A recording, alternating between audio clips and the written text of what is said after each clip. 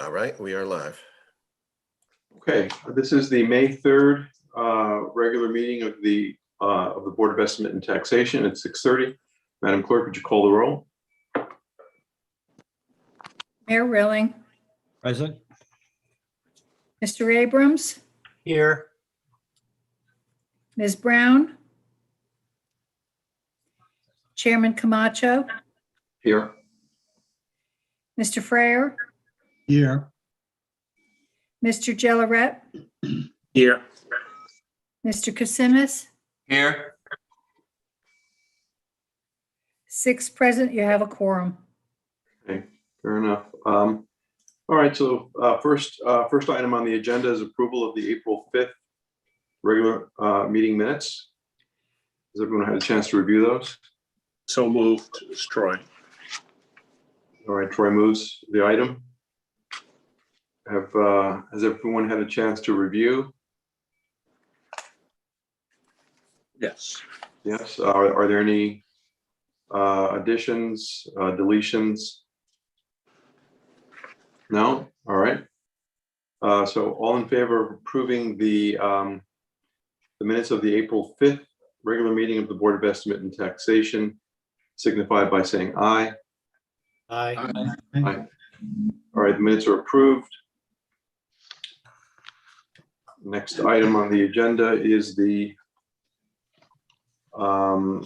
is no special appropriations item on there are no special appropriations on the agenda. There are some transfers beginning on page 10. And I understand that there have been changes, or there have been additions to the transfers from the hard copies that we received. So I'm going to scroll onto my screen and go to those transfers. Okay, so as I see it, the first item is the police department. Is that correct? Yes.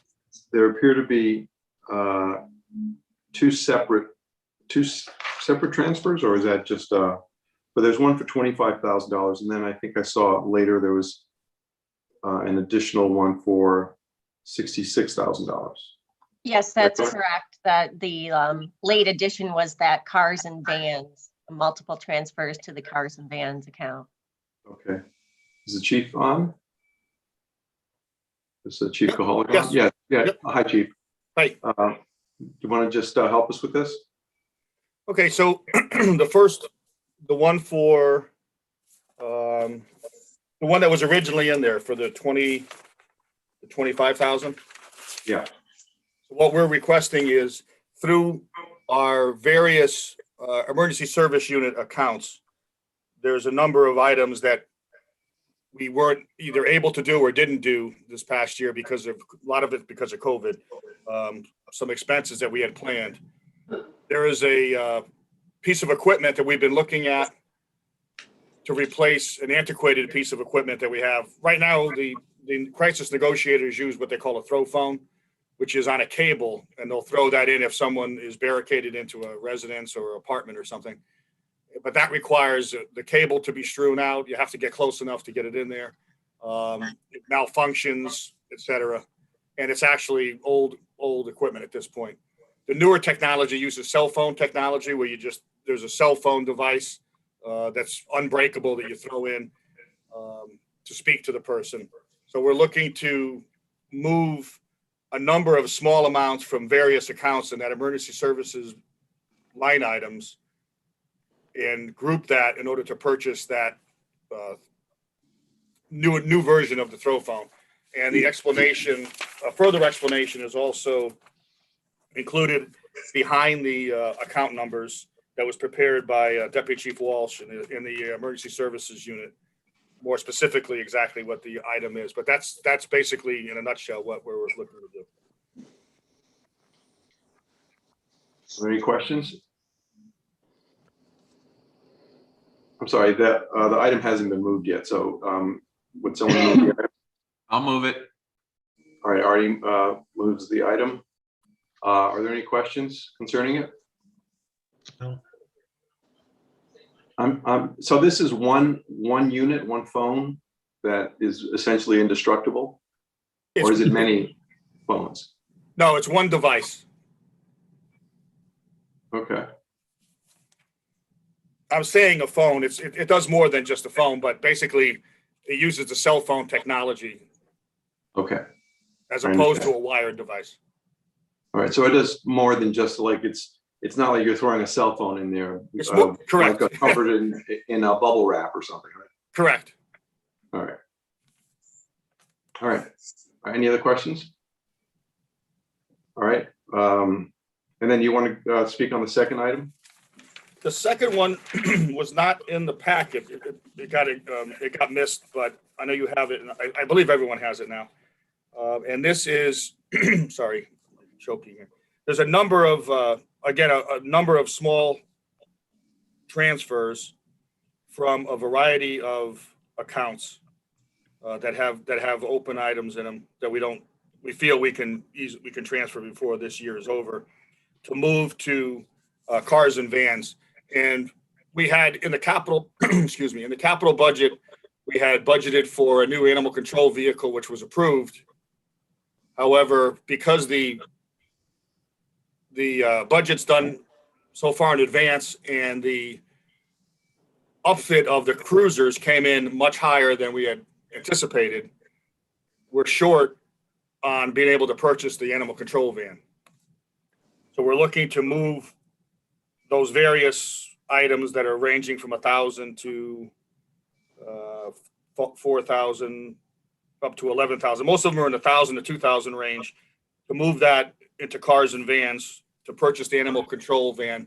The current van is 2012, so it's almost 10 years old, and it do not have a backup vehicle.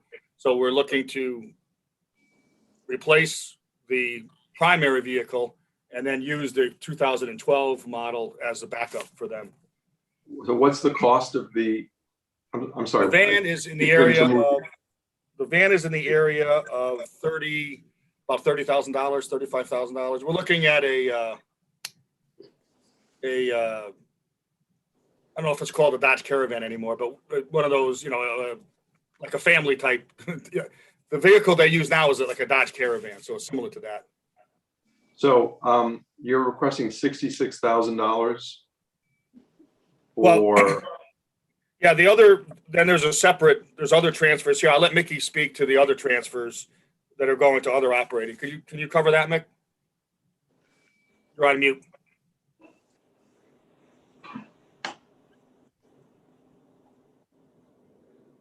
is he on? He's on, but he's on mute. Okay, thanks, Chief. There he is. Sorry about that.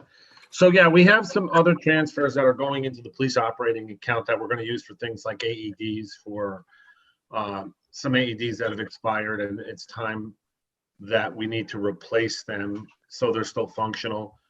Just to update, the price of the van with the upfit is going to be somewhere around $38,000. That's what we estimated at. And the remainder of the money we're putting into operating our patrol operating account for other operating supplies so we can update safety equipment. Again, most of this is coming from seminar type line items that didn't occur because of COVID. So this is my end of the year balance budget account transfers. I would also like to say that, I work closely with Angela every day, and our budget is in total balance. So these items will not put us in danger of being deficit anywhere. So, we feel good about the transfers and the equipment that we can get if they're approved. I've got a question about the van. I believe the chief said that monies were allocated for the van, but because the monies were budgeted so far in advance, the cost of the upgrades have made it so that the money that was allocated is not sufficient. But what you're saying is that you're asking for the van to be paid fully from this transfer rather than from partly monies that were already allocated? Actually, in years past, the cars and vans account existed in 53 and was an operating expense. It's been since moved to capital. So yes, because we have to budget so far in advance, we're budgeting in essence 1.5 years to 1.75 years in advance. Since that time, between budgeting and attainment The prices went up slightly, but when, prices for a number of vehicles and upfits go up, it ate into the money that we were going to use the van for. So yes, we had to prioritize, get the other vehicles, and now the van will be purchased totally from these transfers. I understand. And just to add, one of the other issues we dealt with is the new version of the Ford Explorer, the police SUV, was a different frame than the old version. They completely changed the size. It got bigger. So all the equipment was new, basically. So we were kind of estimating a lot on what was going to be necessary to replace. And it turned out that a lot of the stuff that to upfit the vehicle, the cages, the racks, the lighting, all that, nothing from the old vehicles could be used, basically, because the size of the vehicle changed dramatically. I see. Okay. Any other questions? Okay. I believe, Artie, when you moved the item, I think you were intending to move the entire Yes. transfer agenda, or? All right. Yes. All right. So the entire transfer agenda has been moved. With respect to this item, all in Mr. favor? Chairman, could we have a Yes. dollar number? We haven't heard a number. The one item is, That I have, the 25 I have.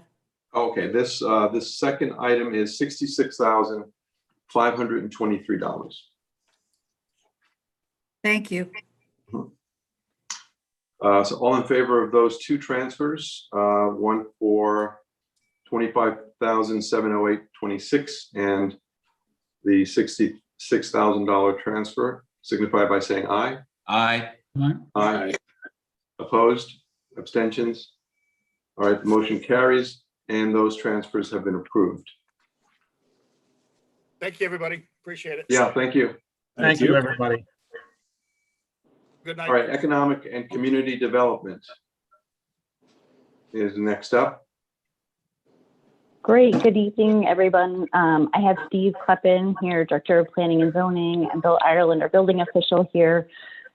We are bringing forward a number of transfers to you today in our operating budget. No special appropriations, just asking to move money from one account to another account for a few separate reasons. From a planning and zoning standpoint, we are experiencing such a high number of permits that are coming in, and we've actually had a little bit of a backlog, and we've been monitoring that for a number of weeks, and that backlogging continues to increase. So we're looking for to do two things there. One is to move some money into the temporary employment, where we are able to work with on a temporary basis with a team to be able to enter the permitting information into Municity to help alleviate some of the staff time that it takes to input the information in. And then that way the staff will be able to have the time to be able to process the zoning with their expertise.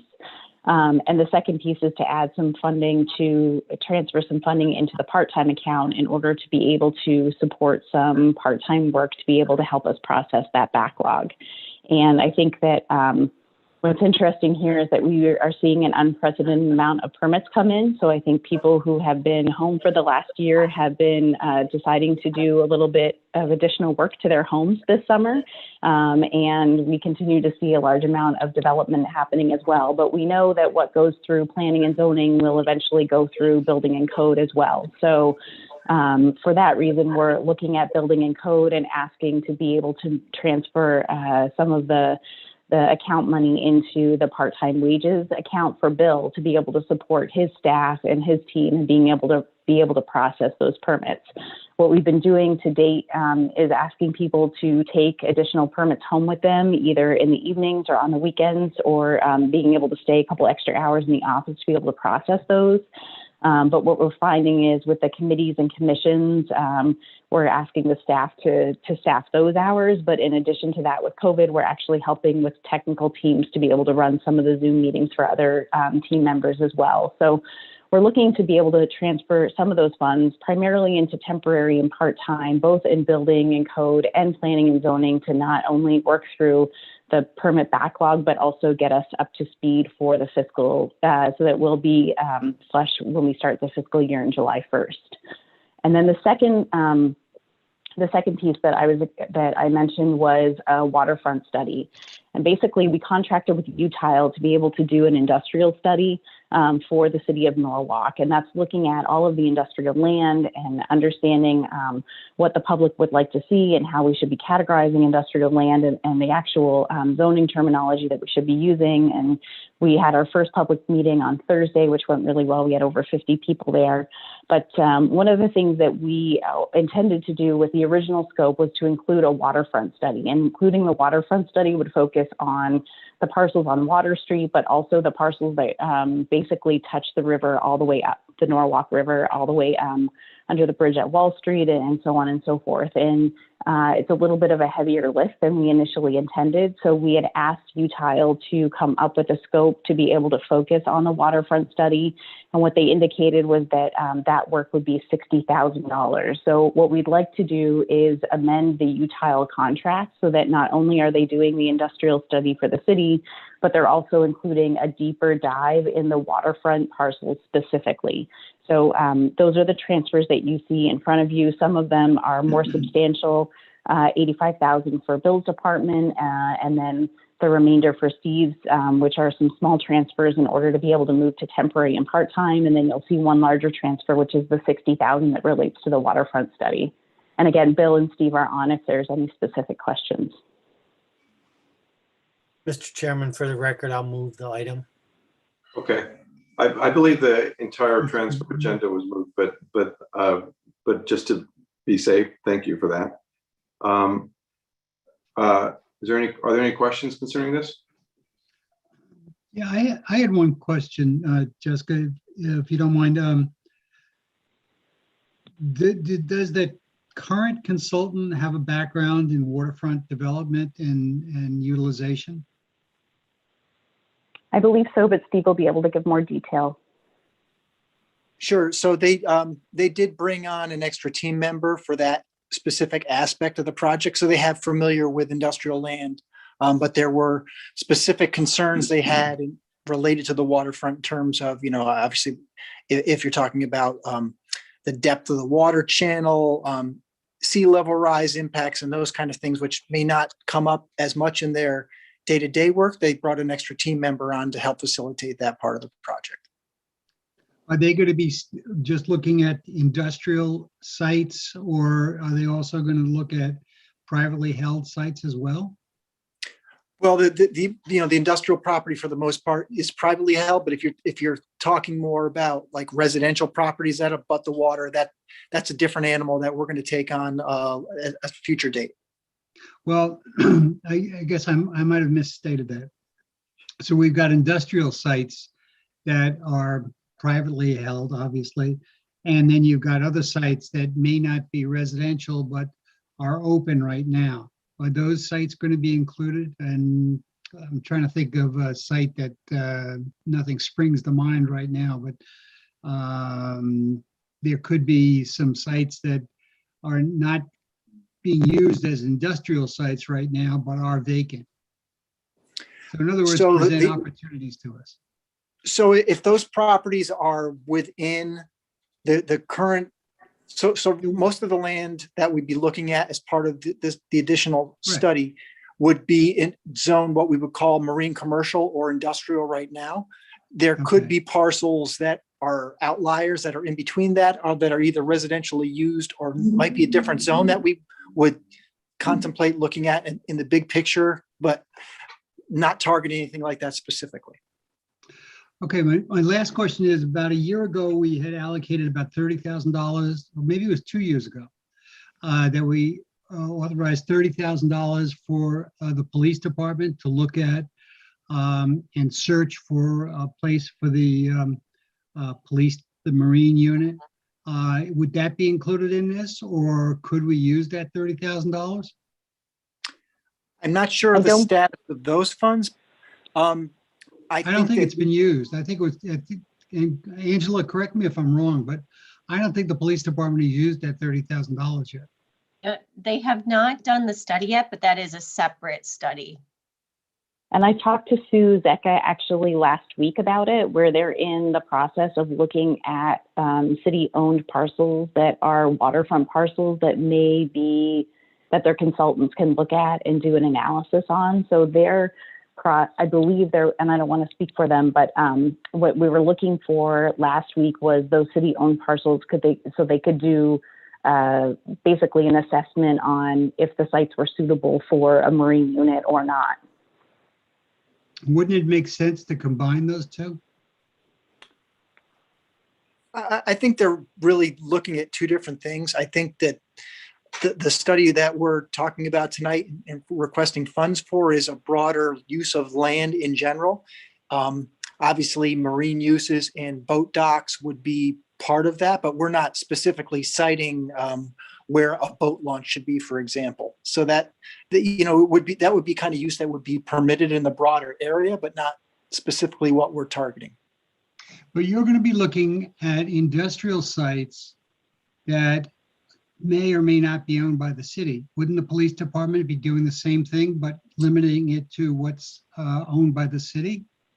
Well, we're looking at what the best uses of land should be now and in the future for those industrial properties based on different things that are occurring in the economy, things that we maybe haven't thought of because the zoning around those parcels right now hasn't been looked at in a very long time.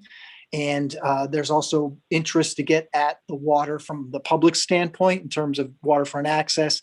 So how do you accommodate allowing people to get at the water while also allowing marine industry to thrive? So those are the kind of things we're looking at with the studies, where a specific boat launch would be versus another use is not necessarily the intent of what we're trying to accomplish.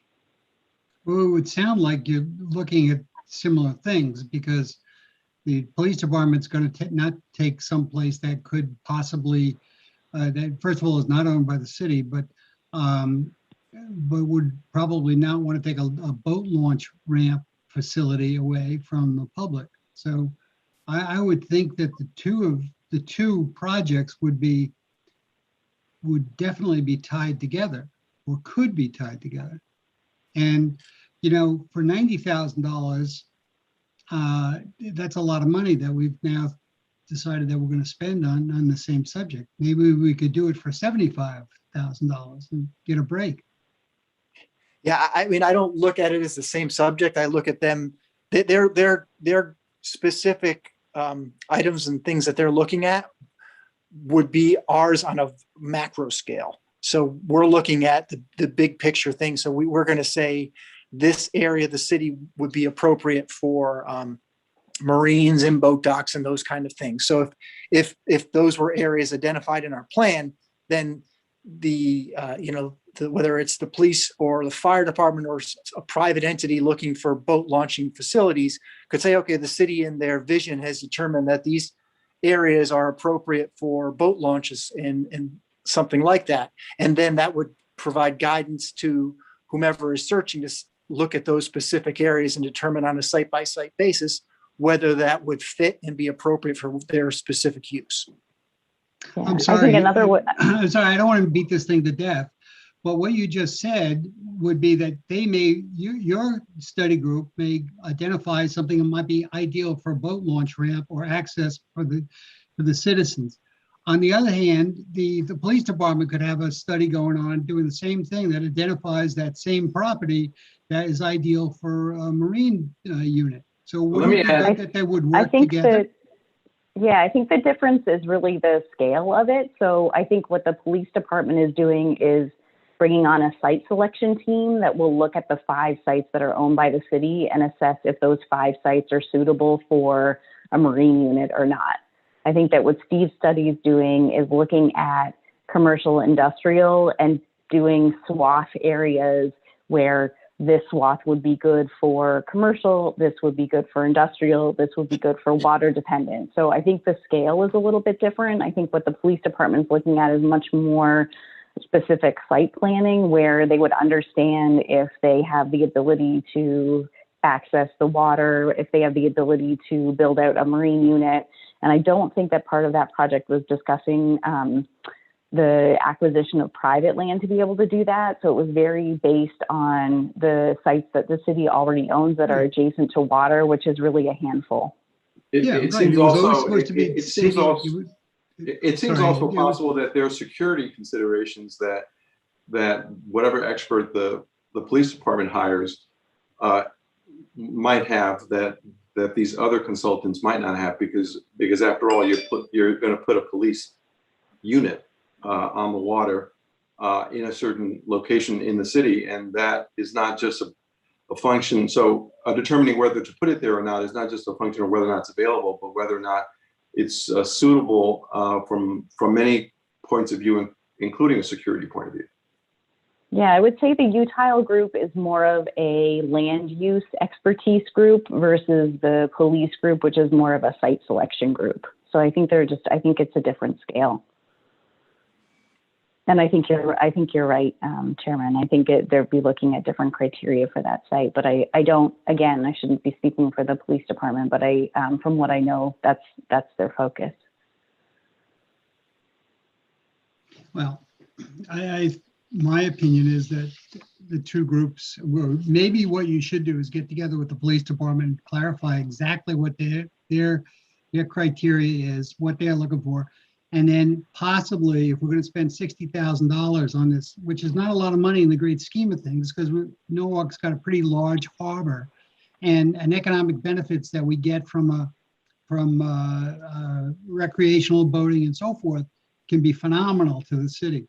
So I think it behooves us to bring the two groups together and combine the two, or at least understand exactly what the police department is looking for, and whether the consultant that we're hiring can do some of that job for us.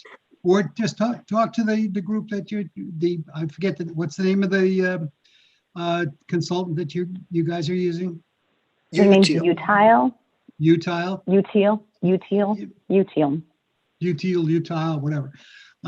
Exactly. Go to them and say, look, we have the police, how about for another $10,000, you do a site selection and help us out here? Who knows? Maybe they might have another guy in the back room that does site selection too. It's definitely a conversation that we can have with the police department, and even, I think we still, even given that we're requesting that transfer, but I do think there's time to be able to have the conversation with police and understand exactly what they're looking at and dig a little bit deeper. So, there might be a possibility for us to be able to share the load a little bit and share the cost a little bit. So that's something that we can dive into. I think it's important that we do that. And we can't just stay in our little silo. I think you've got to go from silo to silo periodically and work together. So if you promise me you'll do that, I'd be in favor of the 60,000. I promise. We'll ask the question for sure. Promise, All right. Steve? Oh, That was crossed my heart. That's a very limited promise. Just asking. I have my video off, so you can't see my fingers crossed. But yes, I promise. We'll find you. All right. Are there any other questions? Okay. All in favor of the transfer item in the amount of $167,700? I believe that's the amount. Could we have a number? What is Yeah, it? $167,000. $167,700. Right, got it. All in favor? Aye. All right. Aye. Opposed? Abstentions? Reservations? All right, the item carries. Thank you. Mr. Thank Chairman, you. Thank you very much.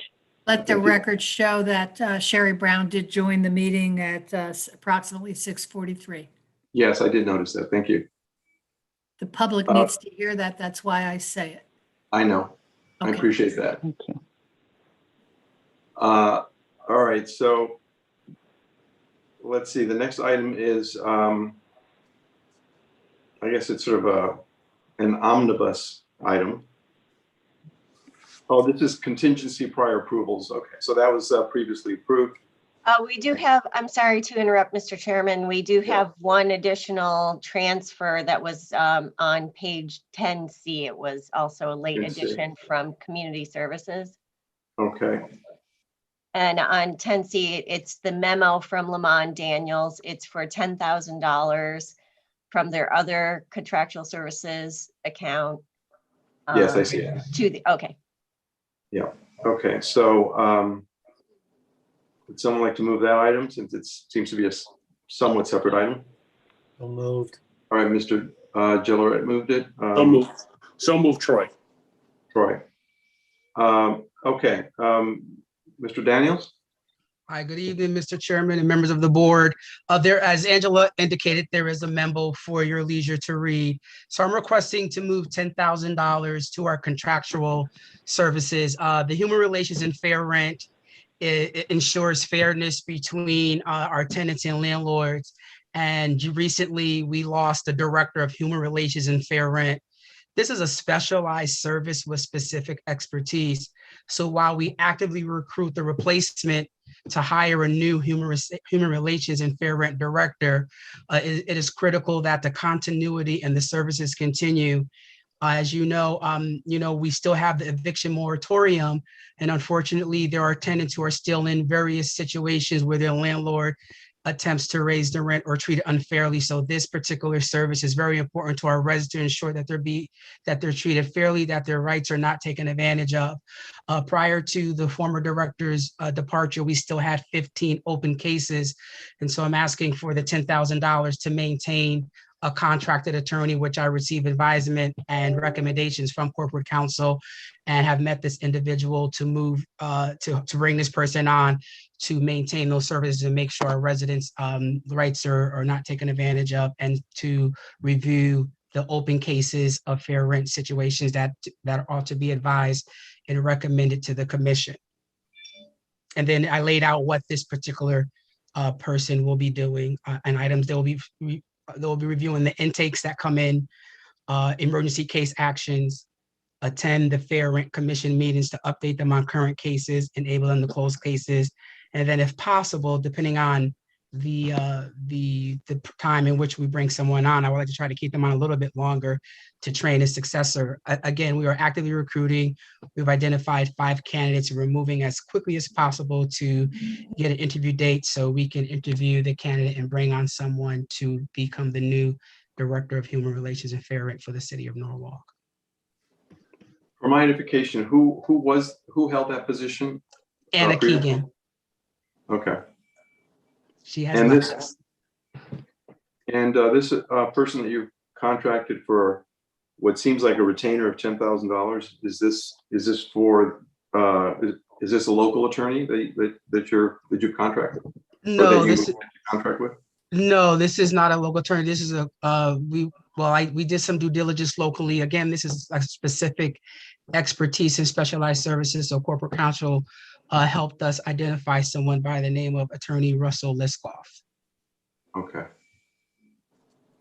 Who I should note, who is the retainer is at very, very, very minimal, probably from attorney fees. So he's really supporting us and helping us to support and take on this role at a very discounted rate, I should say.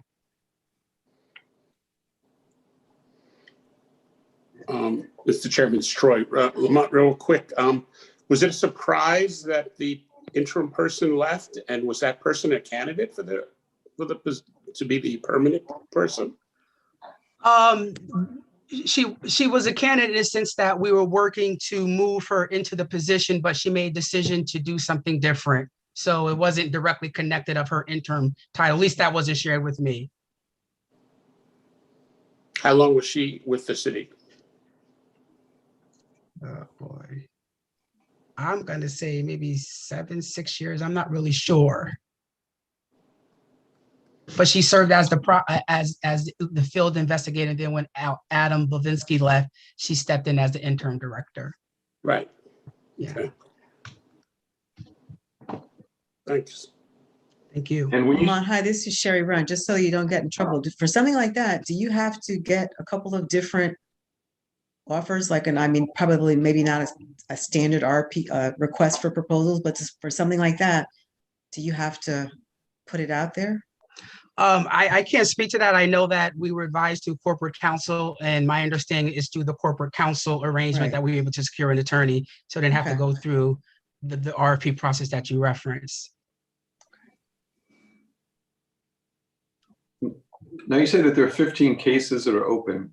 These are 15 cases of potential evictions, or what type of cases are? Well, that's what they're going to do. So I know of some of them. I don't know all of them. Some of them, most of them around the landlord would like to increase their rent. Some of them have received landlord eviction notices, but through the fair rent process, we determine if it's legal, if it's fair, and it's just. So that's what this attorney is doing for us right now. And some of them, I just learned today, because he was here today, just talking, looking at the cases. Some of them need to be closed, that they were still open on the books, but they weren't officially closed. So he's really doing a very amazing job of cleaning everything up. In fact, so my goal is that when the new person comes, they'll have a fresh start. And you said you're actively looking for the new person. Yes, we've identified 5 candidates, working with HR right now to identify interview dates to start interviewing. Okay. Any other questions? Okay. This is a transfer of $10,000, correct? That is correct. Okay. All in favor of the transfer request of $10,000 from wages and salary, part-time line item 011000-5140, signify. Oh, and there's another. To the other contracted services line, signify by saying aye. Aye. Aye. Opposed? Abstentions? All right, the motion carries and the transfer has been approved. Thank you very much. Have a good evening, everyone. Thank you. Thank you. All right. Approval of the 2020-2021 suspense list. Lisa? I'll move the Good item. evening. Can Oh, the you item hear was me? moved by the mayor. Yeah, the item was moved by the mayor, Lisa. Thank you. This is an annual process that we come before the board with every year. It is an oversight function that the rate making authority by state statute has to review and approve the tax collector's transfer to suspense. What this basically does, it doesn't mean we don't ever collect on these accounts. It just means that they're classified in a slightly different way.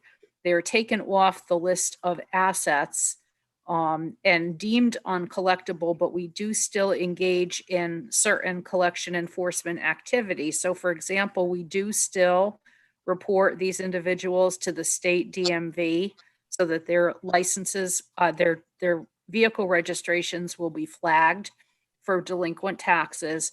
What we don't do is we don't continue to try to send tax bills to addresses that are no longer valid. So part of it is an efficiency measure to try to save resources. Part of it is to try to more accurately classify the asset. There is also some business personal property accounts on this list.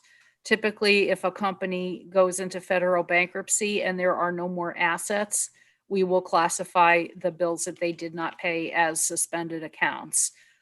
With that being said, we do still make collections on suspense all the time. I was at the counter with somebody last week and they made a payment of more than $1,000 on a suspended account. So it's not like we've completely given up hope. We just classify the asset in a different way, primarily so that we don't have to continue to try to send tax bills. And I'll be glad to answer any questions that you have about it. Are there any questions?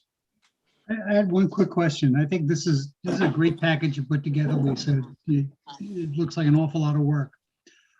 On page 1, you say that this year's request of transfer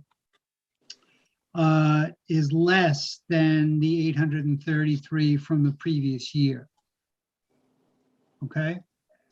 And if I look at, and you will go on to say that it's been continually decreasing since 2007. Is that right? More or less. Yes, some years it goes up a tiny bit, but overall it's been going down. So if I look at that list that you gave us, so you gave us the list from 2006 to 2020, and the high and the low are the low of 306 in 2014 and the high of 962 in 2015. That's thousands. That seems amazing. What happened between 2014 and 2015 that we jumped from 306.6 to 962.1? And also it bounces all around. The average is about 607,000 if I look at those 15 years per year. Mhm. How come this thing bounces? I can understand bouncing, 20,000 up, 20,000 down or something like that. But when I looked at that 2014 to 2015, that bounced up 600,000. Is that just that there was carryover into 2015 perhaps, or why is that? It's very specific to whatever happened that year. So do you remember Grosso Construction? Yeah. Do you remember when we had the company Grosso Construction and we were not able to collect on their debt? Okay. That's one of those years where there was a big jump. So Okay. if there is a business personal property account that we can't collect because they're either in bankruptcy or they go out of business, that can be $400,000, $500,000, which is one of the reasons why one of your predecessor boards before you felt that we needed a delinquent tax collector to try to prevent that kind of loss. So not to let it get to the point where they owed $100,000 or $200,000 that might disappear. So that's why, even though, don't forget, our levy has been going up every year. Mhm. So even though the dollar amount that's transferred to suspense may hover around the same amount or be a little less, our levy has gone up every single year for the last 20 years. Right. So we're putting less quantity on suspense as a portion of our original levy. And I think what's happening is, again, in general terms, we're collecting faster and losing less. You will see going forward an increase in motor vehicle taxes that are transferred to suspense next year, because now in Connecticut, we have a 3-year motor vehicle registration cycle. And what that means is we're going to lose more people because there are taxpayers who pay their motor vehicle taxes only when they need to register a vehicle. And a lot can happen in 3 years. They can move, they can leave, they can change their name, they can decide they're going to lease vehicles. So I suspect that going forward, we'll see even more of a loss with motor vehicle, but possibly less with business personal property. But it's really hard to generalize because you can have one really big account that just throws everything off. So let me ask it another way then. If I take a look Okay. at the business accounts, Yes. is the volume going down and the dollar amount go up? Again, it depends on the year. So this year we had, Okay.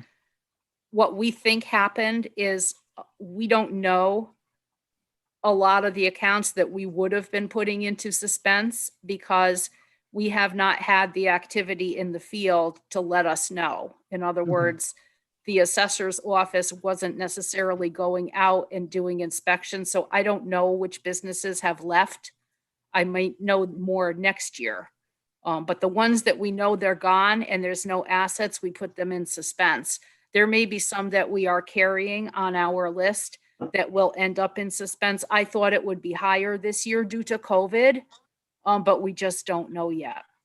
Okay. I hope I'm trying to give you specific answers to a question that there might not be a specific No, but answer to. I think you've kind of explained it, that if you can have, you have things in there that skew it way out of line, like a Grasso, for example. If Grasso was what, a couple $100,000, that skews everything. Your volume doesn't go up dramatically, but one guy can put it way out of whack.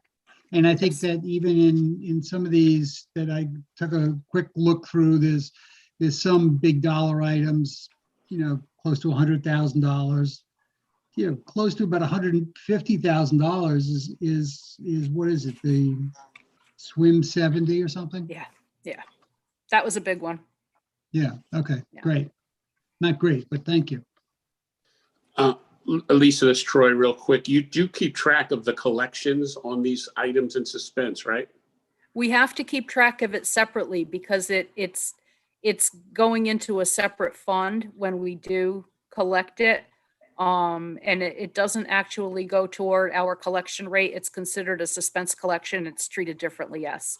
I would just say, to add to your, it's very helpful showing the 2006 to 2020 numbers, but maybe you could add a column just showing historically what's been collected, maybe starting next year, because I don't know if you can go back. It would be helpful just to see, because I know you're always trying to collect it, so it'd be helpful just to see what we've actually collected. Okay, Thank you. you're welcome. Any other questions concerning that?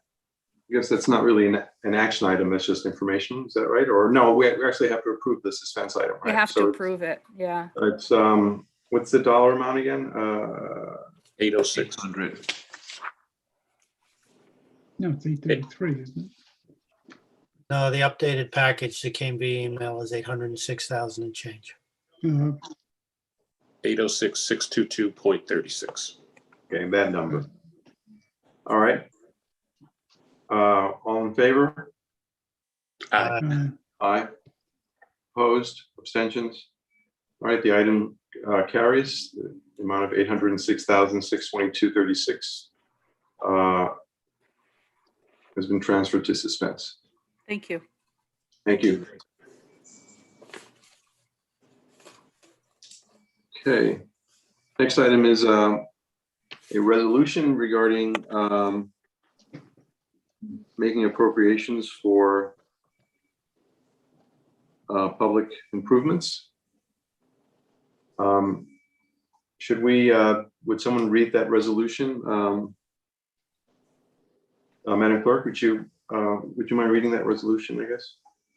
Resolution making appropriations for various public improvements aggregating $31,416,972 for the fiscal year 2021 to 2022 capital budget and authorizing the issuance of $31,416,972 general obligation funds of the city to meet certain appropriations in the fiscal year 2021 to 2022 capital budget.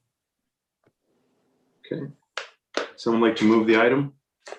So moved. Okay, it's been moved by Ed. Okay.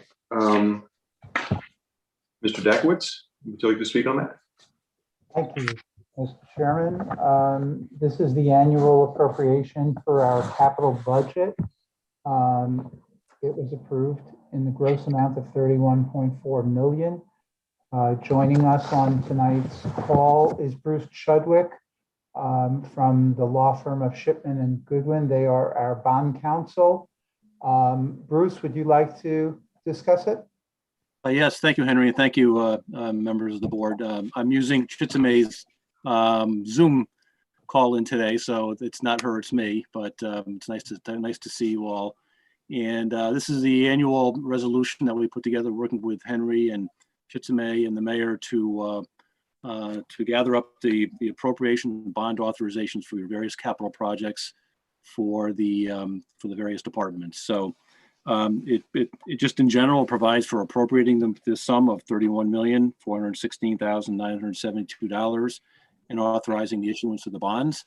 The bonds are issued by the mayor and by Henry in consultation with a committee that's established under the resolution, which is basically the president, majority leader, and minority leader of the council, as well as the finance committee chair. And so if this is approved, we will work with Henry and his staff to put together the package to go out to the bond markets and borrow the money at the appropriate time to fund the capital projects and have them completed in accordance with the resolution. So that's a brief summary, if that's okay, Henry. Thank you, Bruce. Excellent. I'm ready to answer any questions. I just want to note that attached to the item in the packet as Exhibit A are the specific amounts for the specific projects that are being bonded. So I assume everyone has had a chance to review those. Are there any questions concerning them? No. Okay. There being no questions, all in favor of approving the resolution as read, signify by saying aye. Aye. Aye. Opposed? Abstentions? Okay, the item carries and the resolution has been adopted. Thank you very much.